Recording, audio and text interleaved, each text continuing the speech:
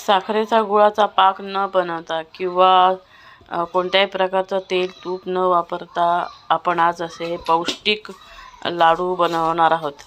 तर इथे मी फुटाण्याची डाळ घेतलेली आहे आणि ती डाळ एकदम अशी रवाळ वाटायची मिक्सरमधून, आणि शेंगदाणे घेतलेले आहेत, तेवढेच शेंगदाणे घेतलेले आहेत आणि शेंगदाणे मात्र त्याला तेल सुटेपर्यंत मिक्सरमधून ह्या प्रकारे असे वाटून घ्यायचे। तर ते शेंगदाणे वाटून एका बाउलमध्ये काढल्यानंतर ही मी घेतलेली आहे साखर। तुम्हाला जेवढी गोड साखर लागेल किंवा गूळ लागेल तेवढ्या प्रमाणात घ्यायचं आहे आणि त्यानंतर त्याच्यामध्ये टाकायची आहे हे मीठ, पाव चमचा मीठ टाकलेलं आहे मी, वेलची पूड आणि आता रवाळ आपलं जे दाण्याचं फुटाण्याची डाळ जी रवाळ वाटलेली होती ती त्याच्यामध्ये घ्यायची आणि सगळं मिश्रण मिक्स करायचं हाताने।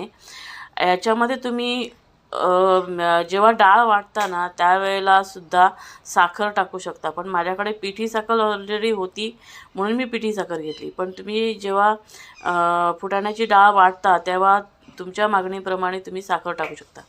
सगळं मिश्रण झाल्यानंतर पीनट बटरमध्ये मी हे सगळं मळून घेतलेलं आहे। तर त्याला हे असं पिठाचा गोळा होतो, म्हणजे मी त्याच्यामध्ये कोणत्याही प्रकारचं दूध पाणी काही टाकलेलं नाही आहे, एक्स्ट्राचं तेल वगैरे काही टाकलेलं नाही।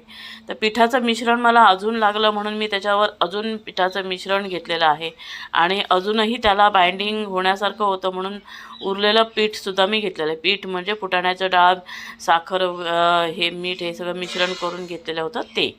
हे लाडू एवढे पौष्टिक होतात आणि चवदार होतात की तुम्ही एकदा बनवले ना की घरी प्रत्येक जण खाऊ शकतो, डाएटसाठी पण खाऊ शकतो, लहान मुलं मोठ्या माणसांनाही तुम्ही देऊ शकता।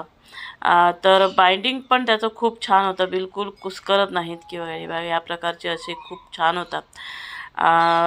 मी नक्की करून बघा, एकदा करून बघितलं तुम्हाला खूप आवडतील।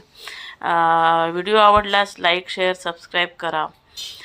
फुटाण्याची डाळ मात्र रवाळच वाटली गेली पाहिजे, नाहीतर लाडू तोंडात चिकटतात।